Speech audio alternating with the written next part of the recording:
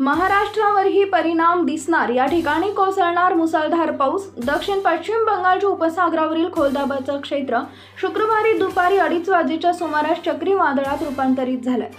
तसेच तामिळनाडू व्यतिरिक्त आंध्र प्रदेश, केरळ, पुदुच्चेरीसह जवळपासच्या राज्यांमध्येही चक्रीवादळाचा प्रभाव दिसून येईल।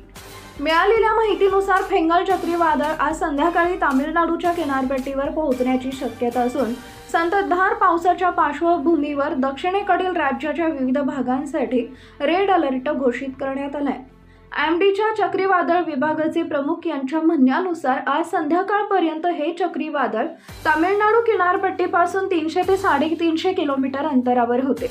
तसेच तामिळनाडू, दक्षिण आंध्र प्रदेश, केरळ आणि अंतर्गत कर्नाटकातील अनेक भागांमध्ये मुसळधार ते अतिमुसळधार पावसाच्या पार्श्वभूमीवर रेड अलर्ट घोषित करण्यात आलाय।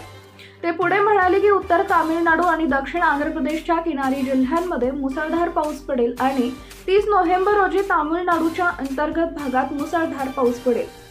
6 डिसेंबर रोजी सांगलीसह सातारा, कोल्हापूर, रायगड, रत्नागिरी आणि सिंधुदुर्ग जिल्ह्यात हलक्या ते मध्यम स्वरूपाच्या पावसाची शक्यता वर्तवण्यात आली आहे।